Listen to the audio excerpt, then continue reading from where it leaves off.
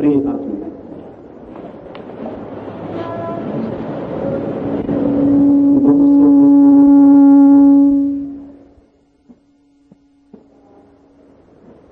एक मित्र ने पूछा है कि क्या मैंने कभी परमात्मा को देखा है। परमात्मा के संबंध में हम इस भांति सोचते हैं जैसे उसे भी देखा जा सकता हो। जो देखा जा सकता है वो संसार ही रहेगा। परमात्मा कभी भी देखा नहीं जा सकता। जो देख रहा है वो परमात्मा है। इस बात को थोड़ा समझ लेना जरूरी है। जो भी दिखाई पड़ता है उसका नाम ही संसार है, और जिसको दिखाई पड़ता है उसका नाम परमात्मा है। इसलिए परमात्मा कभी दिखाई नहीं पड़ सकता है। लेकिन कोई कहता है कि मैंने परमात्मा को देखा, दोहरी भूल कर रहा है। एक तो परमात्मा दिखाई नहीं पड़ सकता है, वो खुद परमात्मा है जिसको दिखाई पड़ता है। दूसरी बात, जहां परमात्मा का अनुभव होता है, दिखाई तो वो पड़ता नहीं, क्योंकि मैं वही हूं, आप वही हैं। लेकिन जब इस स्वयं का अनुभव होता है तब मैं भी वहां शेष नहीं रह जाता है, वहां मैं भी गिर जाता है। तो जो कहता है मैंने परमात्मा को देखा, वो दोहरी भूल कर रहा है। एक तो वो ये कहता है कि परमात्मा कोई चीज है मुझसे अलग जो दिखाई पड़ गई, ये झूठ है। दूसरी भूल वो ये कर रहा है कि वो कह रहा है मैंने देखा, मैं तो बसता नहीं वहां जहां परमात्मा का अनुभव होता है। इसलिए इससे ज्यादा असत्य कोई बात नहीं हो सकती कि कोई कहे मैं परमात्मा को देखा हूं। लेकिन राम और कृष्ण देखे जा सकते हैं, बुद्ध और महावीर देखे जा सकते हैं। सच में ही बुद्ध और महावीर नहीं देखे जाएंगे, न राम और कृष्ण, लेकिन मनुष्य की कल्पना बहुत समर्थ है। कल्पना इतनी समर्थ है कि जो नहीं है तो वो भी देखा जा सकता है। अगर कोई ठीक से कल्पना करे तो प्रतीतियां हो सकती हैं स्वप्नवत, और उसी को लोग ईश्वर का साक्षात्कार समझ लेते हैं। अगर कोई निरंतर धारणा करे, निरंतर कामना करे, निरंतर कल्पना करे, निरंतर पुकारे और चिल्लाए और रोए, और 24 घंटा स्मरण करे कृष्ण का कृष्ण का कृष्ण का, तो चित्त में एक छवि बननी शुरू हो जाएगी। उस छवि को इतना प्रगाढ़ रूप मिल सकता है कि वो छवि बाहर भी दिखाई पड़ने लगे। वो प्रोजेक्शन होगा, वो प्रक्षेपण होगा, वहां कोई होगा नहीं, लेकिन दिखाई पड़ सकता है। और अगर किसी के पास कवि का हृदय हो तब तो बहुत आसान है। टॉलस्टॉय का नाम सुना होगा आपने। गांधी जी अपने गुरुओं में एक टॉलस्टॉय की गिनती भी करते थे। वो बहुत अनूठा आदमी था, कवि हृदय, कल्पनाशील। एक रात उसे मास्को के एक ब्रिज के ऊपर, पुल के ऊपर पकड़ा गया। आधी रात अंधेरे में खड़ा था पुल के ऊपर। पुलिस वाला जो वहां पहरे पर था उसने पूछा कि महाशय ऐसे कैसे खड़े हैं यहाँ। वो ब्रिज ऐसा था कि वहां अक्सर लोग आत्महत्या करते थे, तो एक सिपाही तैनात था इसीलिए कि वहां कोई आत्महत्या न कर सके। रात 2 बजे टॉलस्टॉय को वहां देखकर उस सिपाही ने पकड़ा और कहा आप यहाँ कैसे आए। टॉलस्टॉय की आंखों से आंसू बह रहे। टॉलस्टॉय ने कहा कि अब तुम देर करके आए, जिसे आत्महत्या करनी थी उसने कर ली है, मैं तो सिर्फ उसके लिए खड़ा होकर रो रहा हूं। वो सिपाही तो घबरा गया, वो था ड्यूटी पर तैनात। कौन गिर गया, कब गिर गया, उसने टॉलस्टॉय से पूछा, लेकिन टॉलस्टॉय रोज चला जा रहा है। वो टॉलस्टॉय को पकड़ के थाने ले गया कि पूरी रिपोर्ट आप लिखवा दें, कौन था क्या।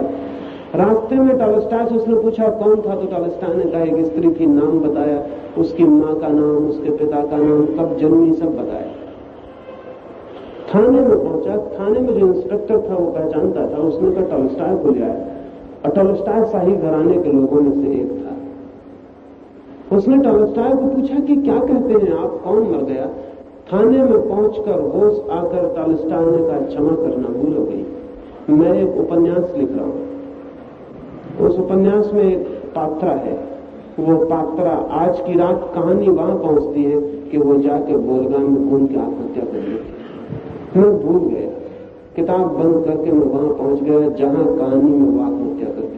मैं वहीं खड़ा उसके लिए रोता था कि इस आदमी ने पकड़ लिया। तो वो सिपाही कहने लगा, तुमने कहा उसके पिता का नाम, माँ का नाम। उसने कहा वो सब ठीक है, कहानी में वही उसके पिता का नाम है, वही उसकी माँ का। लेकिन वे सब कहने लगे कि आप आदमी कैसे हैं, आप इतना धोखा खा गए। टॉलस्टॉय ने कहा, बहुत बार ऐसा हो चुका है। कल्पना के चित्र इतने सजीव मालूम पड़ते हैं मुझे कि मैं कई बार भूल जाता हूँ। बल्कि सच तो यह है कि असली आदमी इतने सजीव नहीं मालूम पड़ते जितनी मेरी कल्पना के।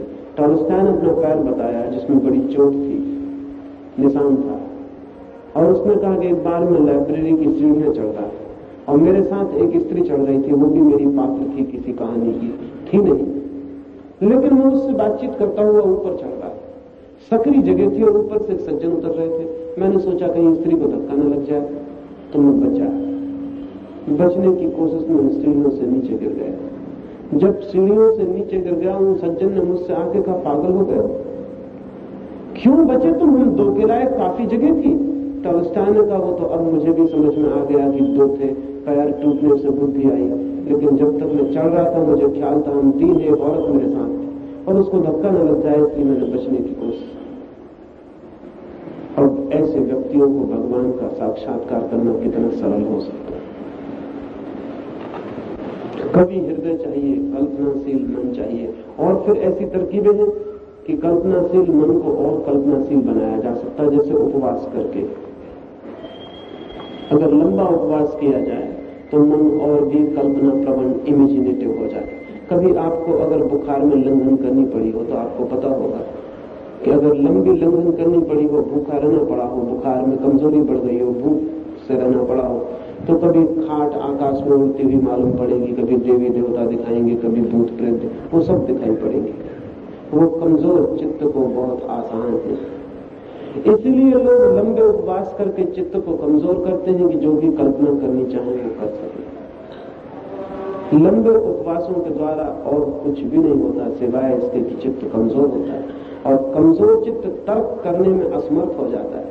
कमजोर चित्त जांचने में कमजोर हो जाता है कि क्या सही है क्या झूठ है।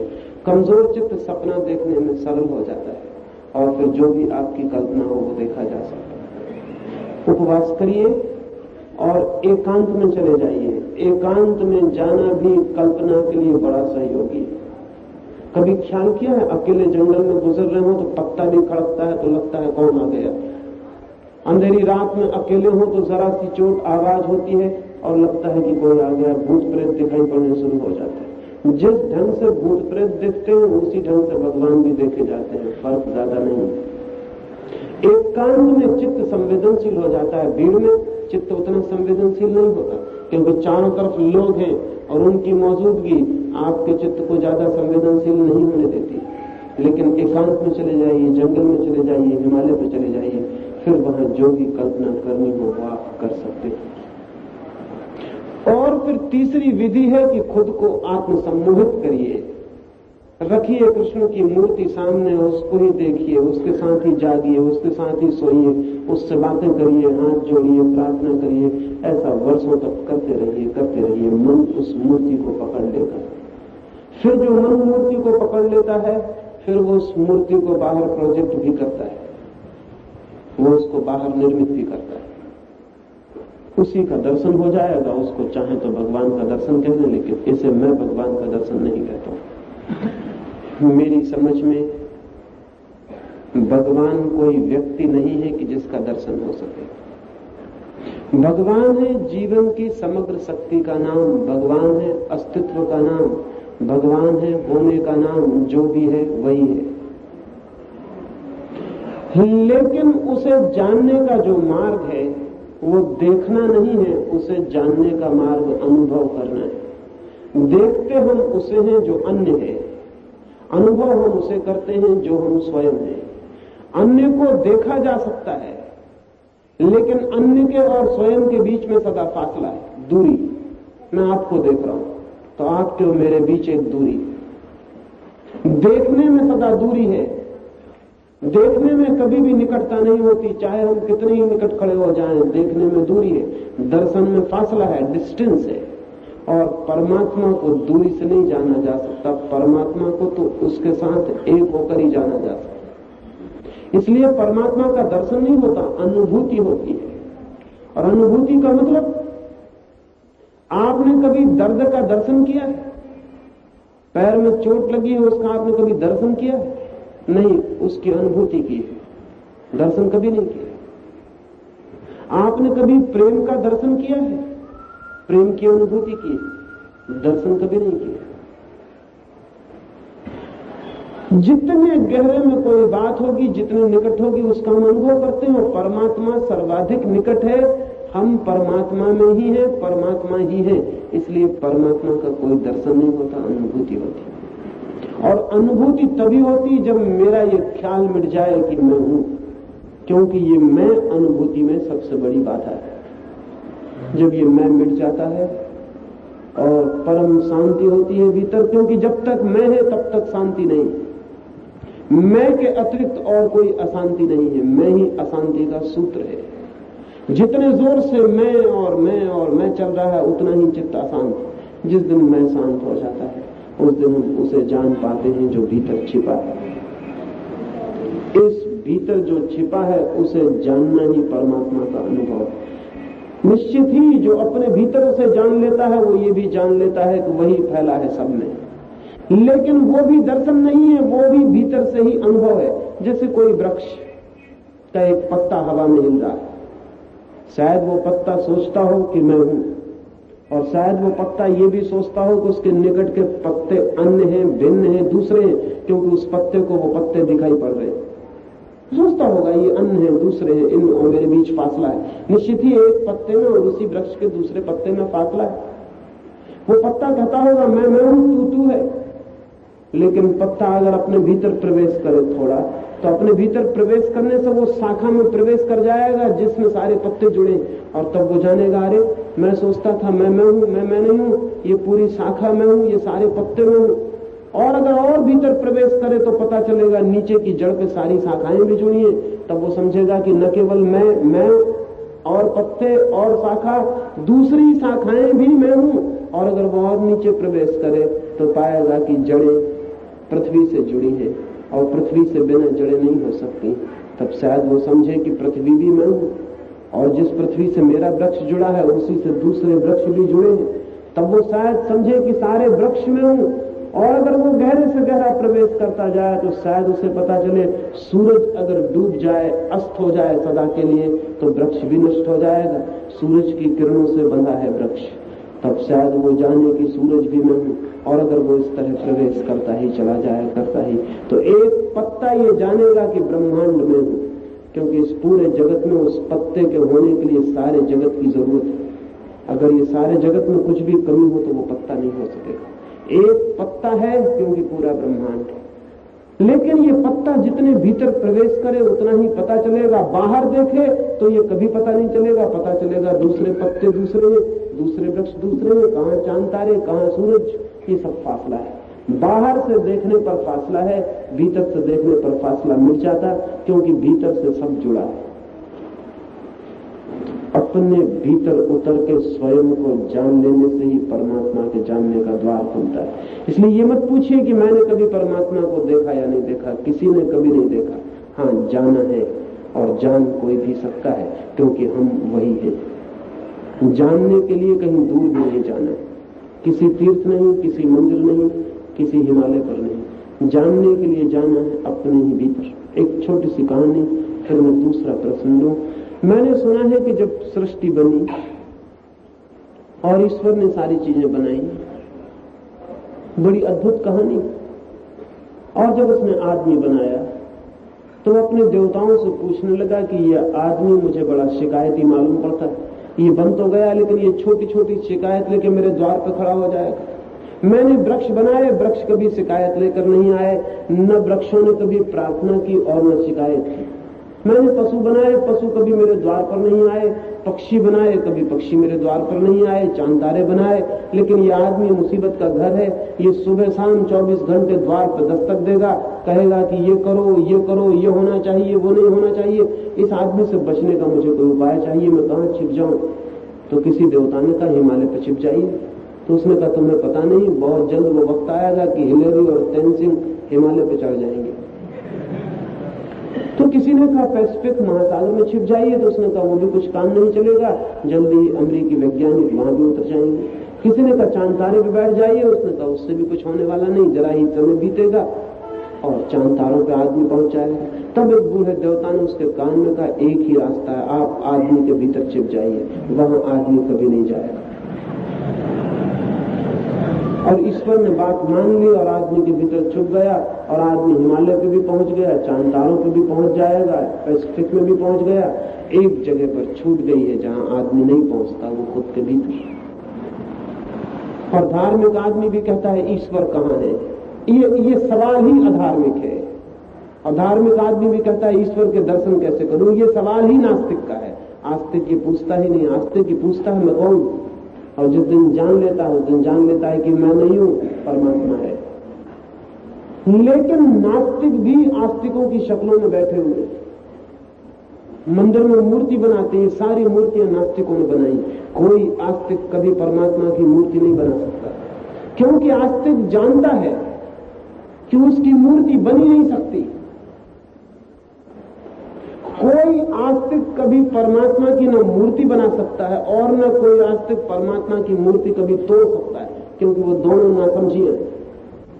लेकिन दो तरह के आस्तिक दुनिया में, एक मूर्ति बनाने वाले, एक मूर्ति तोड़ने वाले, लेकिन दोनों मूर्ति को मानते बहुत है। एक पूजने के लिए मानता है, एक तोड़ने के लिए मानता है, लेकिन दोनों मूर्ति से बेचैन बहुत होते हैं। ये सब नास्तिकों की कतारें हैं जो भूल से अपने को आस्तिक समझ रहे हैं। आस्तिक वो है जो कहता है सभी मूर्तियां उसकी हैं, इसलिए उसकी मूर्ति बनाने की और क्या जरूरत है? इतनी मूर्तियों में वो नहीं दिखाई पड़ता, अब तुम और एक बना के पत्थर की बिठा के उसको देखो, सब कुछ वही है। तो आस्तिक मंदिर नहीं बना सकता, क्योंकि मंदिर नास्तिकता का सबूत है। नास्तिक मंदिर बनाएगा, वो कहेगा यहां भगवान है, यहां भगवान का मतलब होता है और शेष सब जगह नहीं। जो आस्तिक है वो कहता है जो भी है मंदिर है। जो आस्तिक है वो कहता है कण कण तीर्थ है। जो आस्तिक है वो कहता है वही है, उसके सिवा कुछ भी नहीं है। और लेकिन ये कहने वाले का मतलब ये नहीं है कि कहीं अंधेरे में भगवान से उसका मिलना हो गया, कहीं हाथ नमस्कार जोड़ के हाथ नमस्कार हो गई, ऐसा कुछ भी नहीं। इसका कुल मतलब इतना है कि वो अपने भीतर उतरा है और मैं मिट गया है, और वो द्वार खुल गया जहां से संपूर्ण अस्तित्व का साक्षात्कार हो जाता है। परमात्मा का अर्थ है अस्तित्व का साक्षात्कार। परमात्मा का साक्षात्कार नहीं, अस्तित्व का। और अस्तित्व का साक्षात्कार दर्शन नहीं है, अस्तित्व का साक्षात्कार अनुभूति है।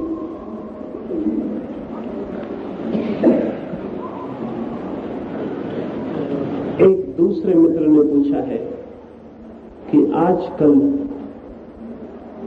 समाज नीचे गिरता जा रहा है, अनैतिक होता चला जा रहा है, अनाचार बढ़ रहा है, भ्रष्टाचार बढ़ रहा है, तो इस समाज को ऊंचा उठाने के लिए क्या किया जाए?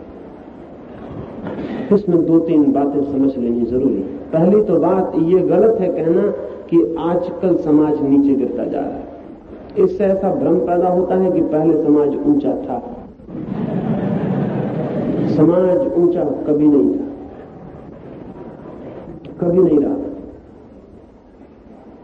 और ये ध्यान रहे, ऊंचाई से नीचे की तरफ जाना होता ही नहीं।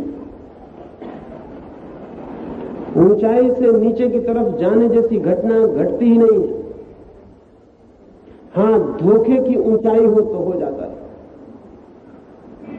कोई मनुष्य कभी भी ऊंचाई से नीचाई की तरफ नहीं जाता।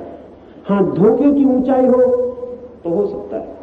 और जब कोई नीचे चला जाए तो समझ लेना चाहिए जिसे हमने ऊंचाई समझी थी वो ऊंचाई नहीं थी, सिर्फ धोखा था। तो पहली तो बात यह कि मनुष्य का समाज कभी भी ऊंचा नहीं रहा। कुछ मनुष्य ऊंचे रहे हैं, समाज कभी ऊंचा नहीं रहा। कुछ मनुष्यों की ऊंचाई के कारण हमें यह भ्रम पैदा हुआ कि सारा समाज ऊंचा हो। इस भ्रम का टूट जाना उचित है, तो ही हम समाज को ऊंचा करने का रास्ता खोज सकते हैं।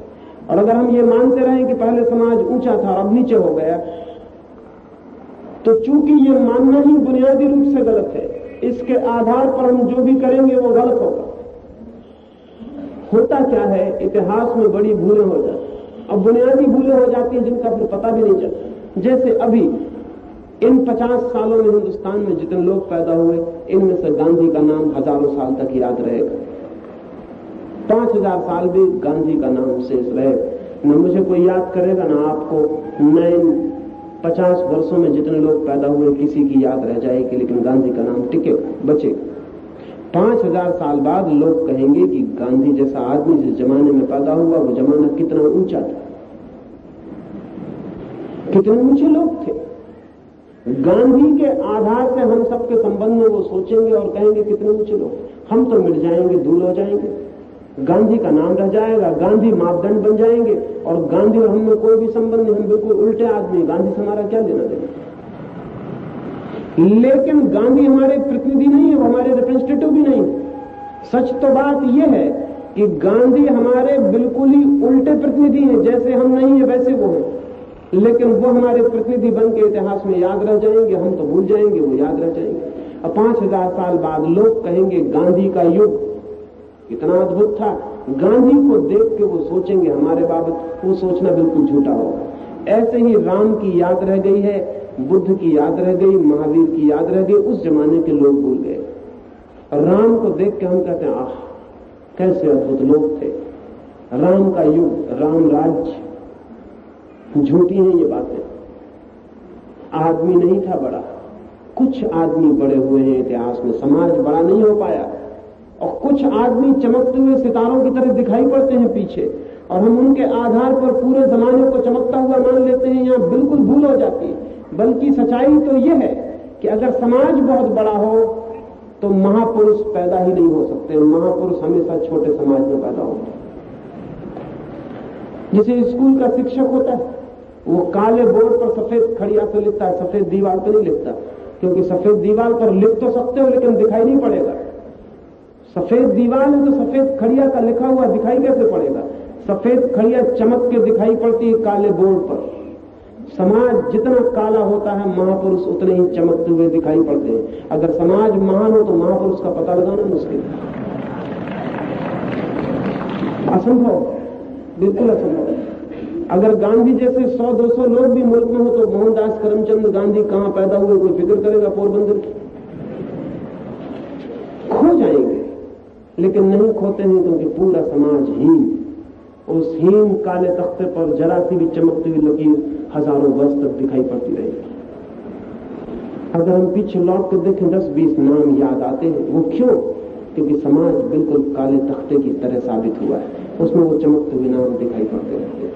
और फिर उन चमकते हुए नामों के अनुसार हम पूरे समाज का निर्णय लेते हैं, जो कि बिल्कुल ही इलॉजिकल, बिल्कुल तर्क शून्य है। महापुरुष पैदा हुए हैं, महान समाज पैदा नहीं हुआ।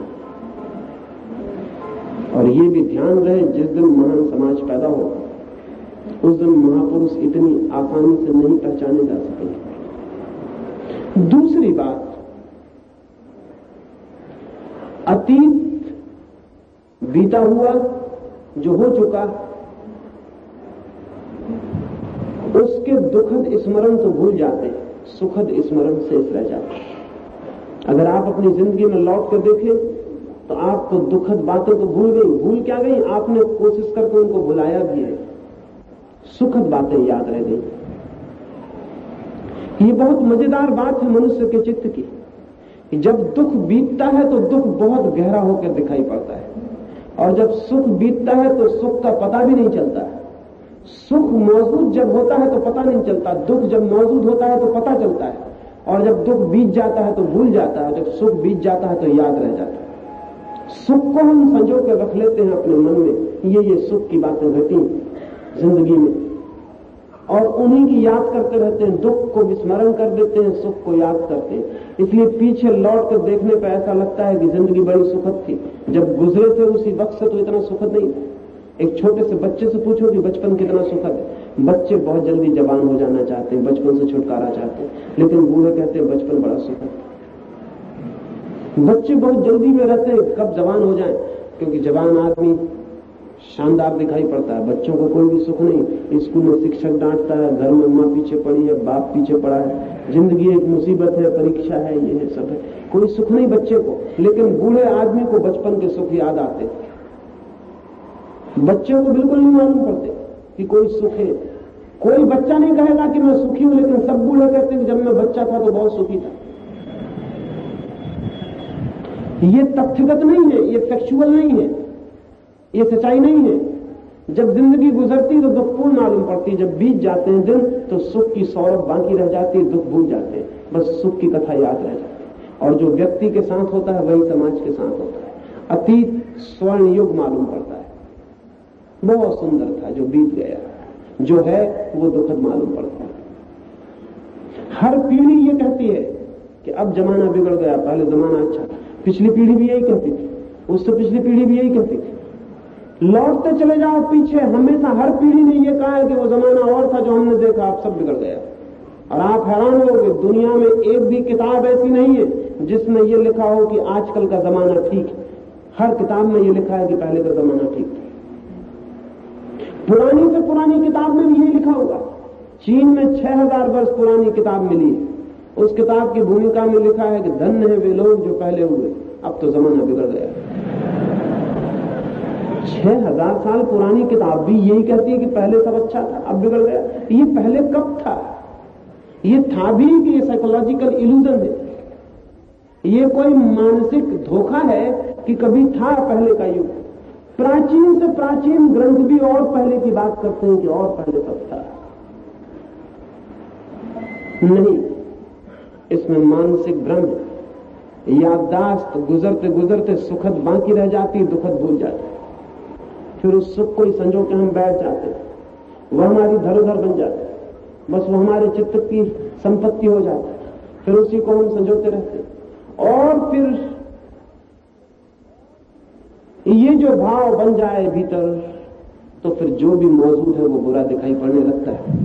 वो उतना बुरा नहीं होता जितना दिखाई पड़ता है। वो जो स्मृति का हमने सुख बना रखा है उसकी तुलना में बुरा दिखाई पड़ने लगता है। तो पहली तो बात ये समझ लेनी जरूरी है कि दुनिया कभी अच्छी थी, समाज अच्छा था, ये भ्रम। और ये समझ लेना इसलिए जरूरी है कि अगर समाज को अच्छा बनाना है तो पुरानी कोई तरकीबें काम नहीं करेंगी, क्योंकि वो तरकीबें काम में लाई जा चुकी हैं और समाज अच्छा नहीं हो सका है। जैसा गांधी जी कहते हैं कि राम राज्य ले आओ, ये पीछे लौट चलने की दलील है। पीछे लौट चलने से कोई हित नहीं है। अगर राम राज्य अच्छा होता तो हम आगे आते ही नहीं, हम वहीं रुक जाते। वो अच्छा नहीं, उसे छोड़ना पड़ा, वो छूटा, उससे हम पार हो गए। आगे जा सकते हैं हम, पीछे नहीं लौट सकते। आगे ही जाने का उपाय है, पीछे लौटने का उपाय भी नहीं।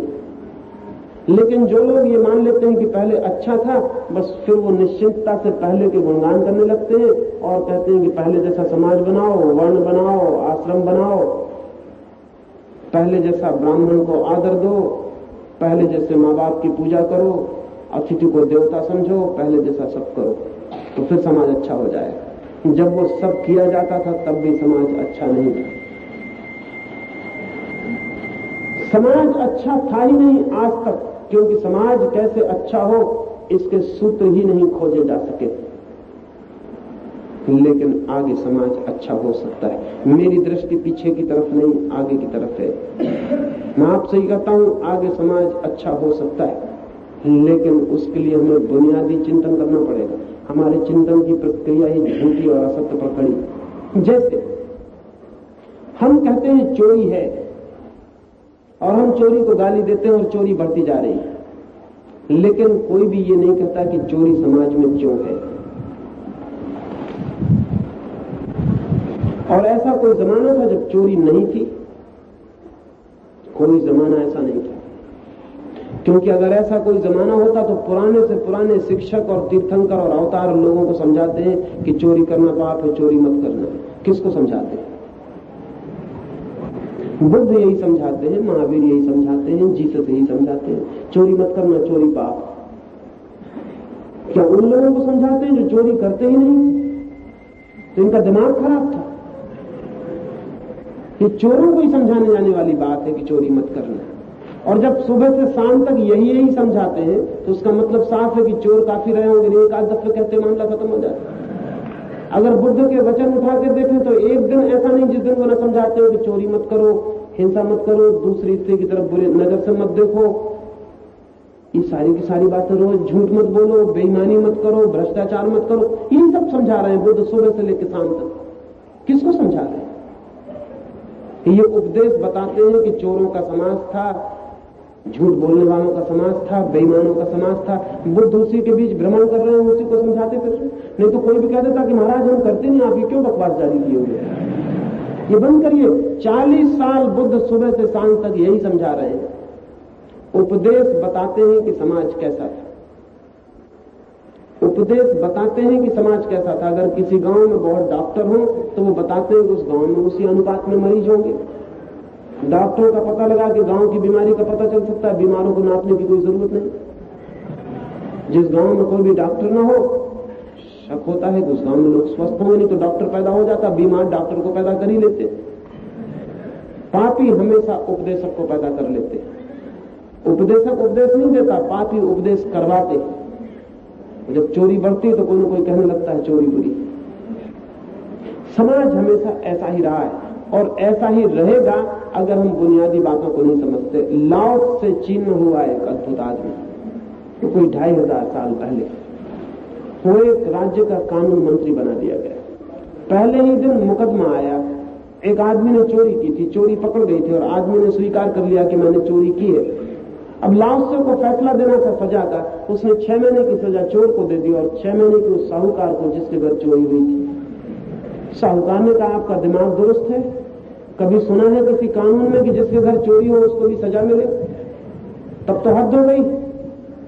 लाओसे ने कहा कि जब तक साहूकार को भी सजा नहीं मिलती तब तक दुनिया से चोरी बंद नहीं हो सकती। एक आदमी के पास गांव की सारी संपत्ति इकट्ठी हो गई, चोरी नहीं होगी तो क्या होगा? अगर एक आदमी के पास गांव की सारी संपत्ति इकट्ठी हो जाए, ऐसा समाज हो कि एक तरफ संपत्ति इकट्ठी हो जाए, एक तरफ भूख इकट्ठी हो जाए, तो चोरी नहीं होगी तो क्या होगा? लेकिन हम कहते हैं चोरी नहीं होनी चाहिए और संपत्ति एक तरफ इकट्ठी होती चले जाए, इसकी कोई फिक्र नहीं। चोरी होगी, चोरी होती रहेगी, चोरी नहीं रुक सकती। अदालत बनाओ, कानून बनाओ, नरक बनाओ, भगवान को कांस्टेबल बना के बिठा दो, चोरी जारी रहेगी, चोरी नहीं रखने वाली। और चोरी रोज बढ़ती जाएगी क्योंकि संपत्ति एक तरफ इकट्ठी होती चली जाएगी। चोरी व्यक्तिगत संपत्ति के साथ जुड़ी है, इसलिए अगर चोरी को कम करना है तो संपत्ति उस वर्ग तक भी पहुंचनी चाहिए जहां भूख है, जहां दीनता है, जहां दरिद्रता है। जब तक वहां भी संपत्ति नहीं पहुंच जाती तब तक चोरी नहीं रुकेगी। अगर चोरी रोकनी है तो धन बढ़ाओ और निर्धन को कम करो। जब तक निर्धनता है चोरी रहेगी। कितना ही समझाओ, कितना ही बुझाओ, इससे कुछ होने वाला नहीं। लेकिन हम बुनियादों को पकड़ना नहीं चाहते। हम एक एक चोर को सुधारने की कोशिश करते हैं। पूरे समाज की व्यवस्था चोरी करवाने वाली है, पूरी समाज की व्यवस्था नहीं बदलती। तो कुछ लोग हिम्मत करके चोरी ना करें, ये हो सकता है, लेकिन कितने लोग हिम्मत जुटाएंगे? कितनी देर तक हिम्मत जुटाएंगे? चोरी जारी हो जाएगी। एक नहीं करेगा, दूसरा करेगा, दूसरा नहीं, तीसरा करेगा। चोरी खत्म होनी चाहिए, जरूर खत्म होनी चाहिए। लेकिन चोरी है क्यों? चोरी इसलिए है कि संपत्ति कम है और कम संपत्ति भी कुछ हाथों में केंद्रित हो जाती है और शेष लोग निर्धन छूट जाते हैं।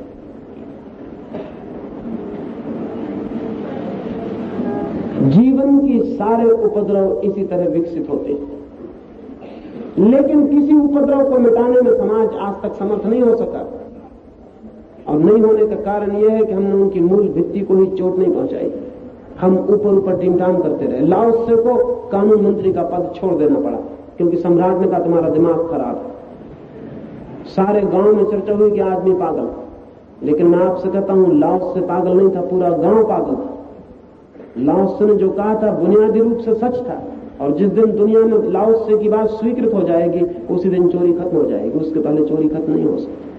हाँ, एक चोर बदला जा सकता है तो दूसरा पैदा हो जाएगा, इससे कोई अंतर नहीं होता। व्यक्तिगत रूप से एक आदमी इस समाज में भी चोरी से बच सकता है, लेकिन समाज चोरी से नहीं बच सकता। तो हमें बुनियादी चिंतन करना जरूरी है कि जीवन के ढांचे को हम फिर से सोच लें कि हजारों साल से यह ढांचा चल रहा है लेकिन कोई फर्क नहीं पड़ा है। हम आदमी को जो भी समझाते हैं उस समझाने के पीछे यह ढांचा बदलता है या ढांचा जारी रहता है। गरीब को हम हजारों साल से समझा रहे हैं कि तुम्हारे पिछले जन्मों के पापों के कारण तुम गरीब, ये सरासर झूठी बात। कोई आदमी किसी पिछले जन्म के पाप के कारण गरीब नहीं, गरीब समाज की व्यवस्था के कारण।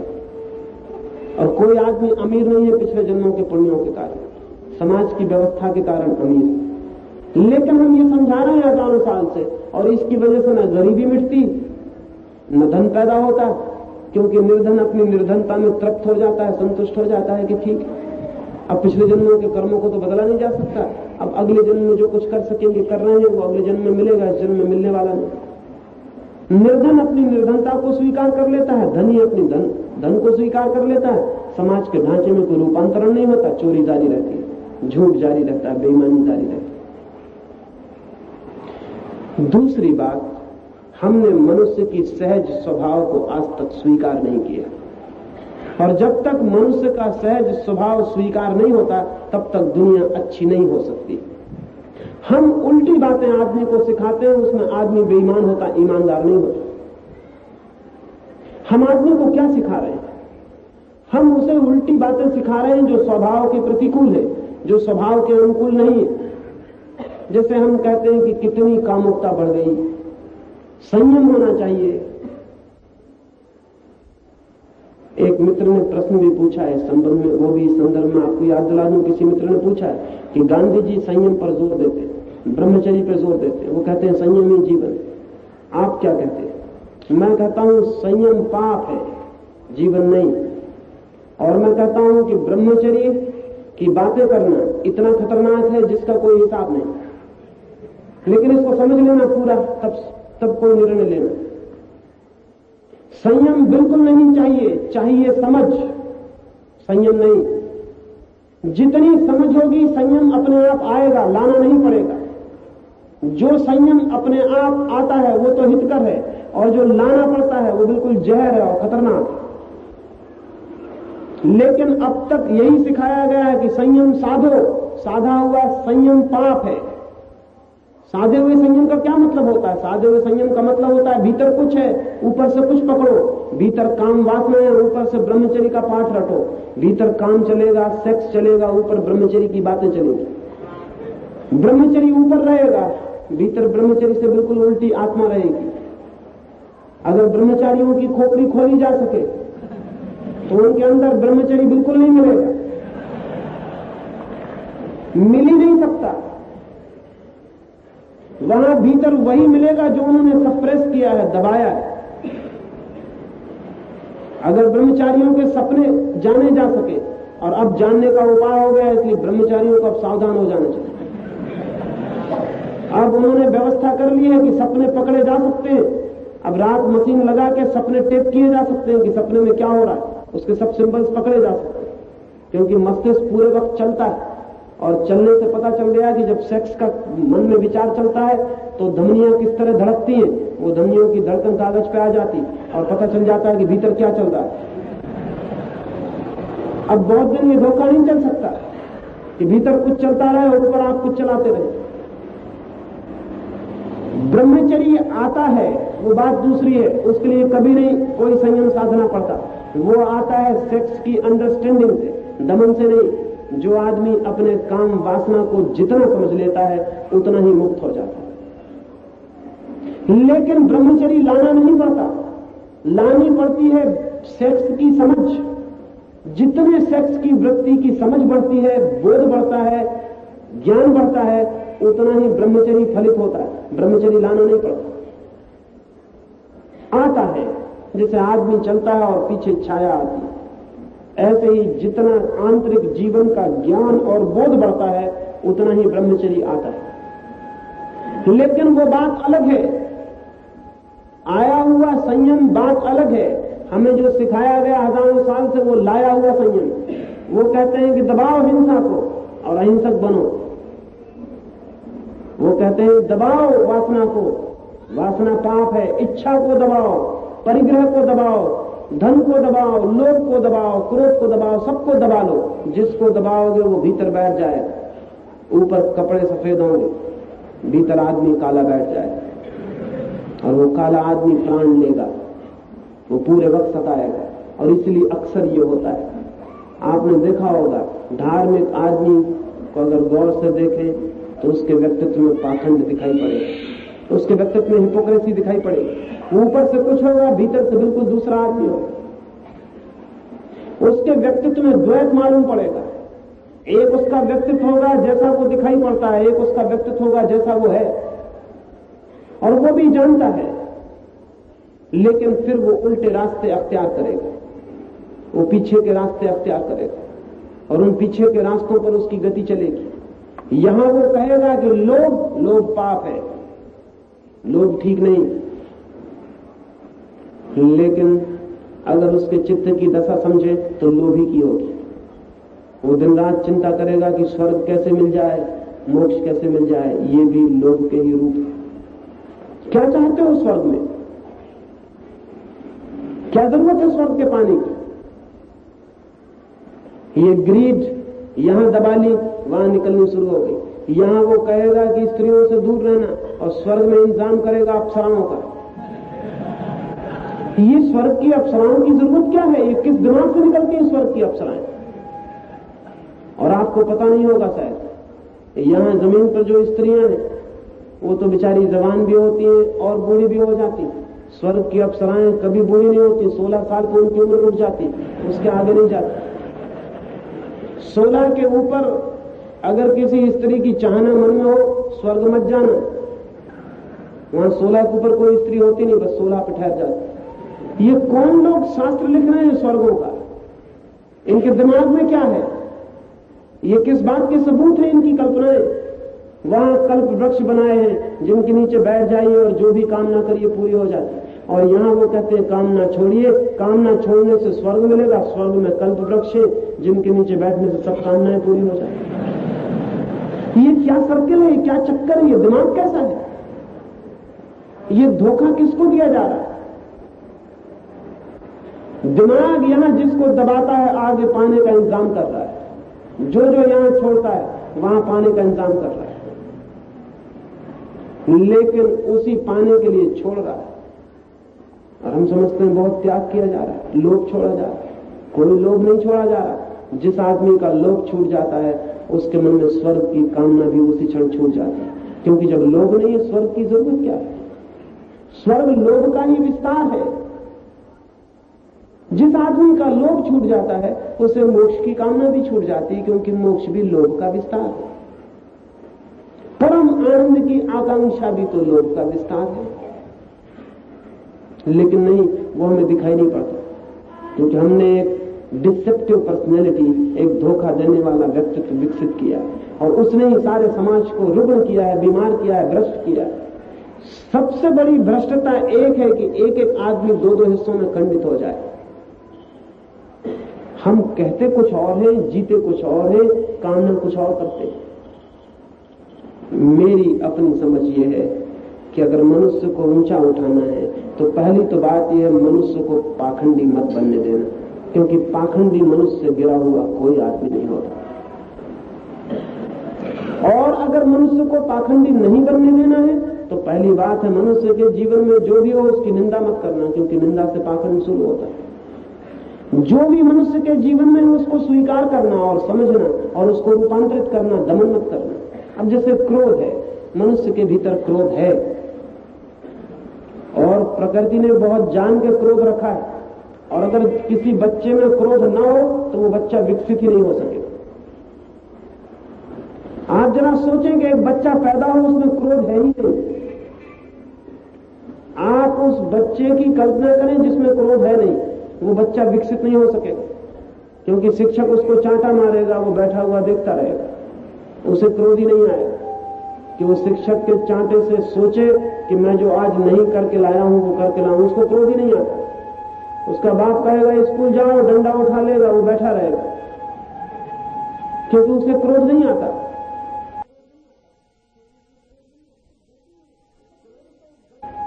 क्रोध तो गति है, ताकत है, वो जरूरी है, लेकिन इसका यह मतलब नहीं है कि वो सदा बना रहे।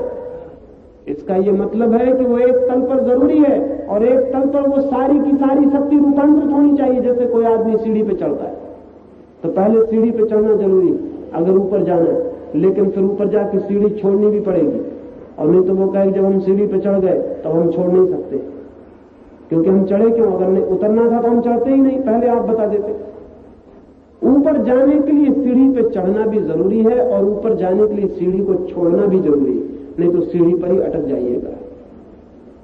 क्रोध से गुजरना जरूरी है, क्रोध होना भी जरूरी है और एक सीमा पर जाकर क्रोध से मुक्त हो जाना भी जरूरी है।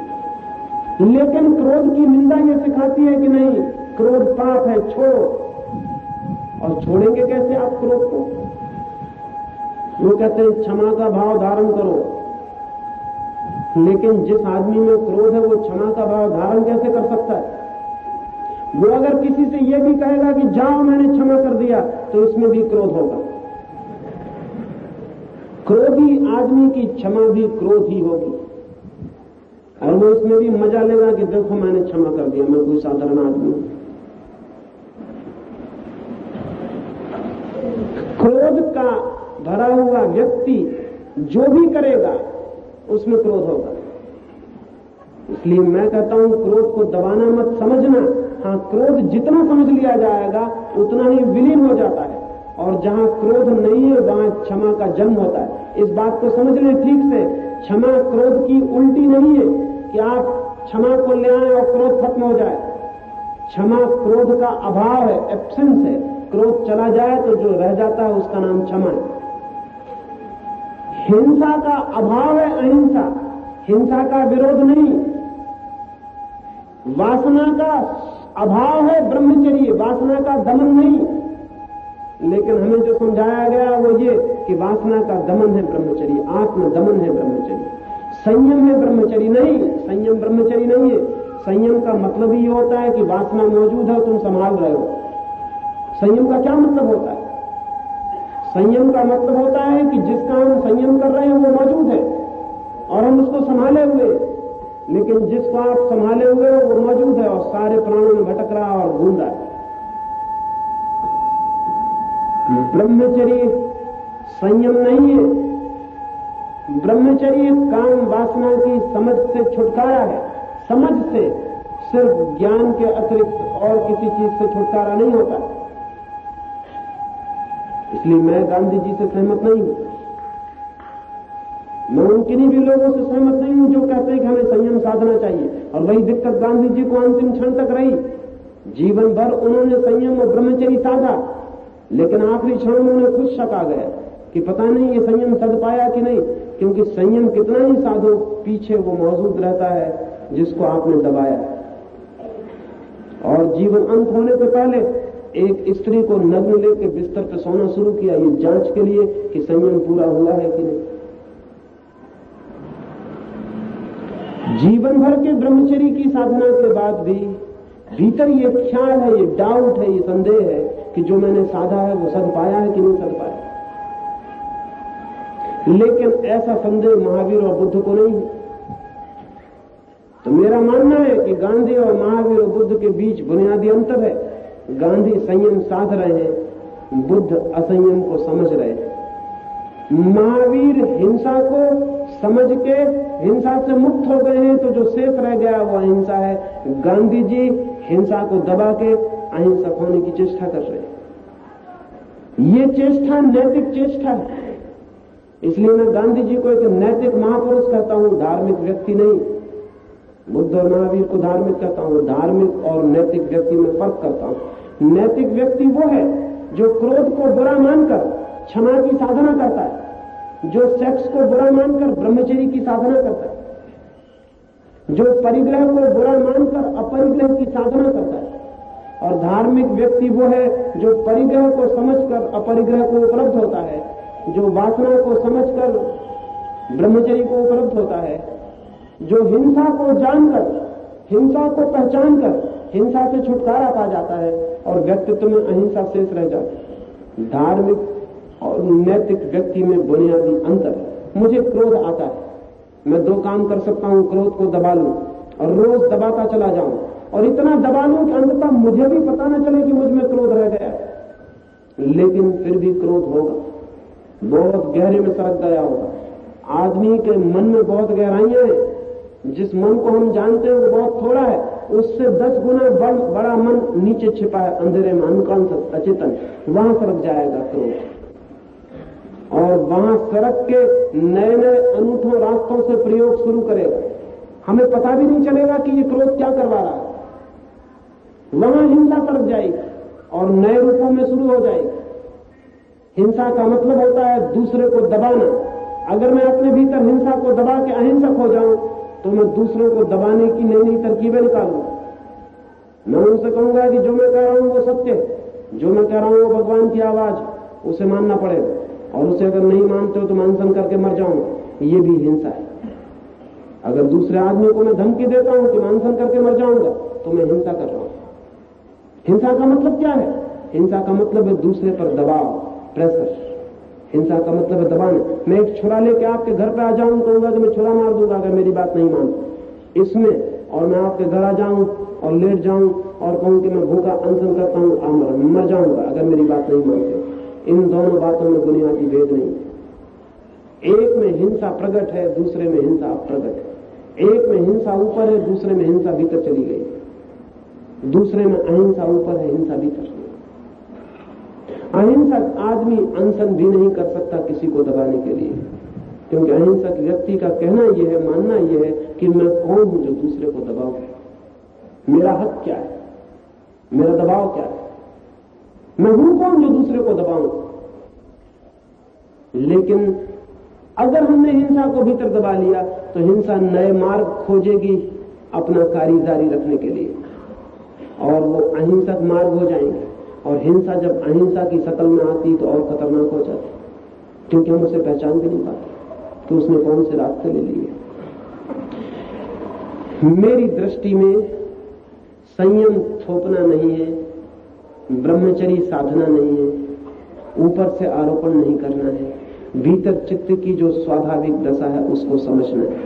लेकिन अब तक संस्कृति ने, सभ्यता ने मनुष्य के स्वाभाविक चित्त को स्वीकार नहीं किया, वो उसकी निंदा करती। निंदा करने के कारण प्रत्येक व्यक्ति पाखंडी हो जाता है। मनुष्य की निंदा बंद करो। अगर मनुष्य को बदलना हो, मनुष्य जैसा है उसे स्वीकार करो और वो जैसा है उसकी खोज करो कि वो वैसा क्यों है, और उसके चित्त को, उसकी चेतना को, उसके ध्यान को विकसित करो कि वो अपने क्रोध को समझ सके। कभी आप एक छोटा प्रयोग करके देखें और आपको समझ में आ जाएगा कि मैं क्या कह रहा हूं। कभी आप जानते हुए क्रोध करने की कोशिश करें। जब क्रोध आ जाए तब आप पूरी तरह होश से भर जाएं कि मुझे क्रोध आ गया है, अब मैं क्रोध करता हूं। और अगर आप क्रोध कर लें तो आपने एक चमत्कार कर दिया दुनिया में जो अब तक नहीं हो सका है। जानते हुए कोई आदमी क्रोध नहीं कर सकता। जैसे ही आपने जाना कि मैं क्रोध से भर गया हूं, क्रोध विलीन हो जाएगा। क्रोध सिर्फ मूर्छा में होता है, अज्ञान में होता है, बेहोशी में होता है। एक मेरे मित्र थे, भारी क्रोध की आदत थी, उन्हें बहुत कहा, उन्होंने कहा मेरी को समझ में नहीं पड़ता, जब क्रोध मुझे पकड़ता तो मुझे याद ही कहा रहता कि मैं होश रखूं। वो तो हो ही जाता है, जब मैं गाली वाली बक चुकता हूं तब मुझे ख्याल आता है, जब मैं मारपीट कर चुकता हूं तब मुझे पता चलता है कि हो गया, फिर हो गया। मुझे याद ही नहीं रहता, मैं याद कैसे करूं। मैंने एक कागज पर लिख कर उनको चिट दे दी, उसमें लिख दिया कि अब मुझे क्रोध आ रहा है। मैंने कहा इसे सदा खींचे में रखो, जब भी क्रोध आए कृपा करके इसे एक दफे निकाल के अंदर रख लेना। उन्होंने कहा देखें ये हो सकता है तो इसकी कोशिश करें। 15 दिन बाद मेरे पास आए और उन्होंने कहा तो बड़ी अद्भुत बात हो गई, हाथ ले जाने की जरूरत नहीं पड़ती, यहाँ हाथ खींचे पे गया और जैसे कोई चीज भीतर टूट जाती है खटके के साथ, और लगता है फिर वही, और इतना बोझ कि वो गया जो पकड़ रहा था। सिर्फ बेहोशी में पकड़ती हैं वासनाएं मनुष्य को, होश में नहीं। इसलिए दमन करने की जरूरत नहीं है, जागने की जरूरत है। जो वासना पीड़ित कर रही है उसके प्रति जागिए, घबराइए मत। सेक्स पकड़ता है, सेक्स के प्रति जागिए और देखिए कि जाग के क्या होता है। जाग के हैरान हो जाएंगे। जिस वासना के प्रति जागेंगे वही क्षीण होने लगेगी। और अगर निरंतर जागने का प्रयोग जारी रहे, अवेयरनेस का, तो सारी वासनाओं से छुटकारा हो जाए। लेकिन ये छुटकारा बहुत दूसरा है, ये संयम नहीं है, क्योंकि इसके बाद संयम करने को कुछ भी नहीं बचता। महावीर को लोग कहते हैं कि महा क्षमावान थे। मैं कहता हूं झूठ कहते हैं। महावीर ने कभी किसी को क्षमा नहीं किया, क्योंकि क्षमा वही आदमी कर सकता है जो क्रोध करता हो। महावीर ने क्रोध ही नहीं किया, तो क्षमा करने का क्या सवाल है? क्रोध हो भीतर तो क्षमा करने की जरूरत पड़ती है, लेकिन जो आदमी क्रोधित ही नहीं हुआ उस क्षमा कैसे करे? महावीर की क्षमा बिल्कुल झूठी बात है। क्षमा के लिए पहले क्रोध करना जरूरी है। अहिंसक होने के लिए पहले हिंसा होनी जरूरी है। लेकिन जिसकी हिंसा विदा हो गई है उसे यह भी पता नहीं होता कि मैं अहिंसक हूं। उसकी जिंदगी एक सहज जीवन बन जाती है कि स्पॉन्टेनिटी, एक सहजता। मनुष्य को अब तक गलत उसूलों पर ढाला गया है, इसलिए समाज ऊंचा नहीं उठ पाया। समाज ऊंचा उठेगा उसी दिन जिस दिन हम मनुष्य के सहजता को स्वीकार कर लेंगे, सरलता को, उसके व्यक्तित्व में जो भी है उसको स्वीकार कर लेंगे, उसको समझेंगे, उस पर मेडिटेट करेंगे, उस पर ध्यान को विकसित करेंगे। दुनिया में संयम की नहीं ध्यान की जरूरत है। दुनिया में कंट्रोल की नहीं मेडिटेशन की जरूरत है। आदमी को नियंत्रण करना नहीं सिखाना है, आदमी को जागना सिखाना है। और अगर हम जागना सिखा सके तो दूसरी मनुष्यता पैदा हो जाएगी। ऐसी मनुष्यता जमीन पर कभी भी नहीं थी, लेकिन आज तक जो मनुष्यता है वो गलत सिद्धांतों के कारण गलत है। एक छोटी सी कहानी और अपनी बात में पूरी करूं। एक राजमहल के पास से एक पंखा बेचने वाला गुजरता था। वो बहुत जोर से चिल्ला रहा कि ऐसे अनूठे पंखे कभी भी नहीं बने दुनिया में। सम्राट के पास दुनिया के कोने कोने के पंखे थे। उसने झांक के नीचे देखा कि ऐसे अनूठे पंखे कौन ले आया। नीचे देखा एक साधारण गरीब आदमी रोज पंखे बेचता था, वही साधारण पंखे, 2-2 पैसे के पंखे बेच रहा है। सम्राट ने गौर से सुना, वो फिर से चिल्ला रहा है कि अनूठे पंखे ऐसे न कभी देखे गए और न कभी बने। सम्राट ने उस पंखे वाले को ऊपर बुला लिया और उससे पूछा कि इन पंखों की खूबी क्या है, देखते तो बिल्कुल साधारण है।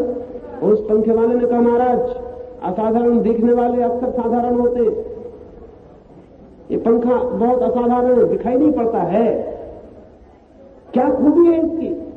उसने कहा, ये 100 साल चलता है, इसकी 100 साल की गारंटी। सम्राट ने कहा, हैरान कर रहे हो, ये पंखा इतना कमजोर दिखता है कि 2 घंटे चल जाए तो मुश्किल है। उस आदमी ने कहा, मैं तो गारंटी देता हूं। सम्राट ने कहा, इसके दाम कितने हैं? उस आदमी ने कहा, 100 रुपए दाम है, ज्यादा दाम भी नहीं। उस सम्राट ने कहा, मैंने बहुत पंखे देखे, लेकिन 2 पैसे के पंखे के दाम 100 रुपए, तुम कहते क्या हो, धोखा देना चाहते हो, फांसी लगवा दूंगा। उस आदमी ने कहा, उसकी चिंता मत करिए, तो रोज आपके महल के नीचे से गुजरता हूं, जिस दिन पंखा टूट जाए मुझे बुला लीजिए, और रुपए चाहे कभी मत दे, पीछे भी दे सकते, लेकिन मैं गरीब आदमी हूं और मेरा कोई भरोसा नहीं कि कल मर जाऊं, आपका भी कोई भरोसा नहीं कब मर जाए। पंखा 100 साल की गारंटी का है, इसलिए रुपए मैं अभी नहीं लेता।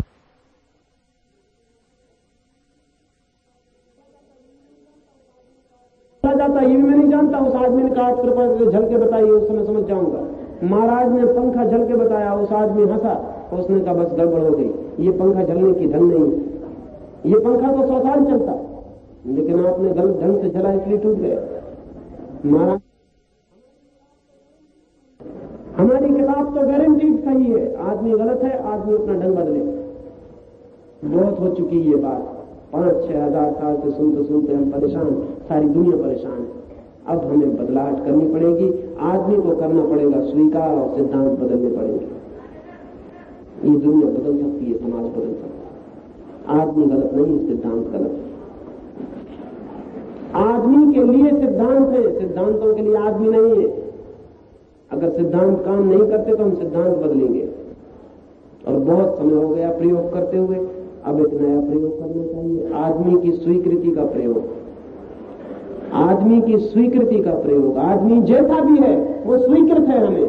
इस स्वीकृत आदमी को हम मानेंगे, इस स्वीकृति के भीतर आदमी को जगाएंगे और कहेंगे, अपने प्रति जागो, क्या क्या तुम्हारे भीतर है। और मजे की बात है, जितना ही जागिए, जो श्रेष्ठ है वो शेष रह जाता है जागने पर, जो अश्रेष्ठ है वो विलीन हो जाता है। संयम की कोई जरूरत नहीं पड़ती है। संयम धोखा है।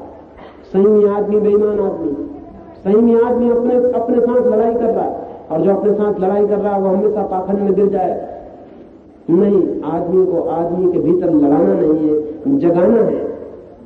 और इस जगाने के सूत्र पर कल, तीसरे सूत्र पर सुबह मैं बात करूंगा। और अंतिम सूत्र होगा, 2 सूत्रों पर मैंने बात की है, कल तीसरे सूत्र पर सुबह बात करूंगा। आदमी कैसे जागे, मेरी बातों को जो शांति और प्रेम से सुना, उससे अनुग्रहित हूँ और अंत में सबके भीतर बैठे परमात्मा को प्रणाम करता हूँ। मेरे प्रणाम स्वीकार करें।